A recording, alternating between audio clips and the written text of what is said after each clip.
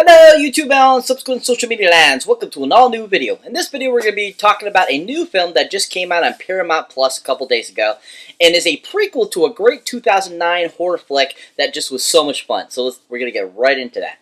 Before we do that, make sure you hit that subscribe button so you don't miss this video and the other videos I put up. As always people, if you enjoy my content here on YouTube, definitely check out my other social media platforms such as Twitter, Facebook, Instagram, TikTok, Rizzle, all those great places. I pretty much post on a regular basis there, so definitely check those out. As always, let's get right into this! So welcome one and all to an all new video. So like I was saying before, we're going to be doing a movie review of a new film that just got dropped on Paramount Plus a few days ago, and is a prequel to a 2009 film. That happens to be the film known as Orphan, First Kill. Yeah, Orphan, First Kill.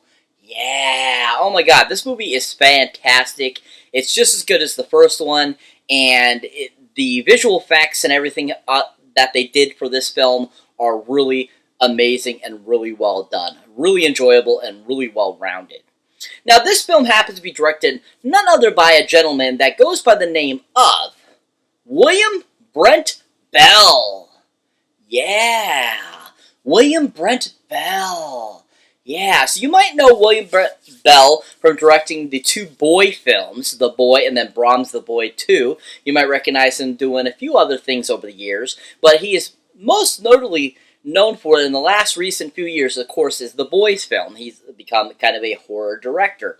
A few of his other features have been non-horror, but he also started out doing with horror films. So he's actually really good at doing horror films. He really has a great eye. He knows what to do. He knows what to bring. And I feel that he just really has a great eye for it too. Because some of the films that he's done, he definitely has a good idea of when to do a jump scare, or when to really inject good thriller versus horror feel.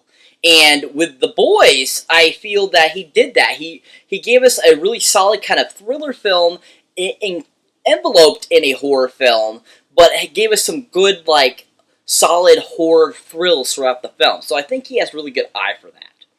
Now, another film he directed, which is one of my favorite films of all time. I love this film. I think it's a fantastic film. Came out in 2005 and is just a really awesome concept. And then, of course, the film called Stay Alive. Yeah, Stay Alive. Yeah. This movie, I don't feel, gets enough credit for how fantastic a film it was. Basically taking a video game and turning it into a horror story was a really fantastic idea back in the early 2000s. You really hadn't heard about that yet. Not a lot of films had done that yet. And the whole concept was really cool that, basically you're playing a horror game, and when you die in the horror game, you die. And William really brought to light this film, gave us a really great cast. We had Frankie Muniz in it, the beautiful Sophia Bush, John Foster, the brother of Ben Foster, and just the whole concept behind it was really cool and really unique for 2005. And just how he made the film was really good. And the story, the plot, everything about it just worked really well together and was very cohesive. And I thought William did a great job of bringing that to life and give us a really solid horror flick. If you haven't seen Stay Alive, definitely check it out for William's, directing ability. He did a really good job with it. But when it comes to Orphan, First Kill, he did a fantastic job. He gave us a solid prequel that really added to the first original film. And it didn't take away anything. I don't feel it overshadowed the first film. I also don't feel like it showboated or anything. I feel like it was a good, solid continuation of that story, giving us a little bit more history of who Esther was and kind of where she was at before we see her in the first Orphan film. And William did a great job of bringing that to life and giving us a solid film that just was really super awesome, great thriller aspect, but at the same time a great horror aspect too, with, really great acting by everyone involved and a really solid film. If you haven't seen Orphan First Kill yet, definitely check it out for William's directing. He did a phenomenal job. So, this film has a really great cast. Not a huge cast, but several people that worked really well in the film, and then a couple I feel that were just really great additions to the film and just great actresses in their own right.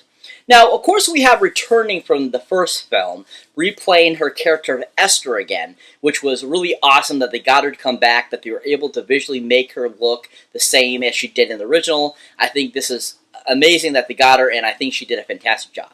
And then, of course, is the actress known as Miss Isabella Furman! Oh yeah, Isabella Furman! Woo! Isabella Furman! Yeah! Oh my god, Isabella Furman is an amazing actress. I remember seeing her in the first film and thinking, this girl is going to go on and do a lot of great things. And she is just a phenomenal actress that does not get enough credit for how amazing she was at bringing this Esther character to life. And I just really enjoy her. And I think she does a fantastic job, and I think that she just has a great quality to her that brings such a greatness out of this character and gives us a real feel of who this Esther person is. And I just think she's fantastic as this character. Now, another film she was in, of course, is a great film that is the prequel to this film, or the film after this film. And it is the first film that made this character amazing. And then, of course, a film called Orphan. Yeah, Orphan. Yeah, so Orphan's such a great film too as well. A great film that really started off this great franchise so far. And Isabel was so amazing at 12-year-old, bringing this character of Esther to life. And she just really knew exactly what to do.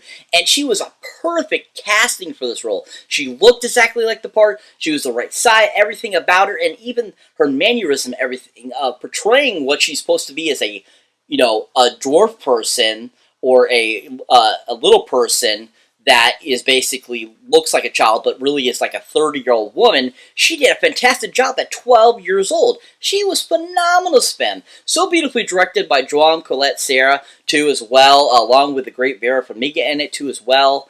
And I think that she just did an amazing job of this film and giving us a great film and just a great character that was so enjoyable to watch and to watch over and over again. If you haven't seen Orphan, definitely check it out for Isabella's performance. She was really superb in the film. But once again, she brought it again to this film. She brought that same essence she had in the first film and gave it to this prequel. I absolutely love where she took it. Even, now that she's 13 years older than she was when she did the first one, I still felt she was the same person. She was the same character, same acting, same presence. You definitely felt a more maturity to her with the character, but she still brought that same Esther feel and was just amazing in this film. Oh my gosh, I think she's so fantastic. I hope she goes on to do more stuff because she's just such a fantastic actress. Absolutely love her as this character. She did a phenomenal job in this film. If you have not seen Isabel for a minute, anything, definitely check out An Orphan First Kill. She was phenomenal. So that brings me to the final actress I'll be talking about in this film. And that, of course, is the gorgeous and beautiful Miss Julia Stiles. Oh, yeah, Julia Stiles. Woo, Julia Stiles. Yeah. So Julia Stiles, of course, you might recognize from Save the Last Dance. You might recognize her for a few things up there. She was in a couple of the Bourne films. She's been around. She's done a lot of things. She has a couple of shows she's been on, etc., etc. And she just a really fun actress. I have always enjoyed her and thought that she's always done a really great job in anything I've seen her in. Now, when it comes to her role in this film, I thought she did a really fantastic job. The twist of this movie is so fantastic, and her character being a part of that twist is so freaking cool. And I love where Julia took it and how she brought it and just gave us a really fantastic performance that I did not see coming from her, because most of the roles I've seen her in, they're pretty, mild-tempered or demeanored, or they're very simplistic. This was a very sophisticated performance, I felt, and she really showed that she has some amazing acting chops, and I was really impressed with her in this film. Now, another film that I really enjoyed her in, I think is one of her best roles to date besides this, is a great film that came out in 1999, having the late, great Heath Ledger participate in it. You had Joseph Gordon-Levitt, you had Larissa Olinki in it, you had, a huge cast of great up-and-coming actors at the time and actresses. And then, of course, a film called 10 Things I Hate About You. Yeah, 10 Things I Hate About You. Oh my god, this movie is so freaking fantastic. I absolutely love Julia Stiles in this as Kat. I love, everyone involved with it. They're all fun. Andrew Keegan, Larissa Olinki, they all were so much fun. They all did a great job. David Krumholtz, Heath Ledger was amazing in this, and Julia just did a great job of portraying the character of Kat and being like this, used to be popular girl, but now is like seems like an outcast rebel because of situations that she endured when she was younger, and now she's like basically seems like she's acting out, but really she's just trying to safeguard herself. And I thought Julia did a great job of portraying that and giving us a really great performance that worked really well for the movie and really great for the character and its presence and everything and how it interlinks with Heath Ledger's character and all the rest of the characters throughout the film. And I just thought Julia was amazing as this character. Absolutely loved her in this film. She was so good. If you haven't seen 10 Things I Hate About You, definitely check her out in it. She was really fantastic in it. But like I said, overall, I thought she was fantastic in Orphan First Kill. She was so amazing, so awesome. Absolutely loved what she brought to the table in this film, and I just thought she did a really great job. If you haven't seen Julia anything recently, definitely check her out in Orphan First Kill. She was phenomenal in this film. So what is Orphan First Kill about? Basically, the premise of the story is we're getting the back information of Esther before she was, with the family she was with in the very first Orphan film. And basically, it takes us from her being locked in a institute to her traveling to the United States to where she ends up, when she ends up going to the family that Vera Farmiga is a part of. And basically, it's really her first adventures of her killing spree of becoming that Esther character. And it's just a really great film, great twist throughout the whole film, really fantastically done. Great job by everyone involved. Just a really great story, really great directing, acting by all. And, the visual effects were really done well. All the visuals they did to make it look like, Esther was still that same size as she was in the first film. They did great, practical effects. They did great, doubles and stuff like that were really done well. And overall, I just thought it was really well done and conceived. If you have not seen this amazing prequel, go check it out on Paramount Plus now. Really great film. If you haven't seen the first one, check out Orphan 2 as well from 2009. Also on Paramount or on Hulu, I believe, as well. Definitely go check it out. Really fantastically done film.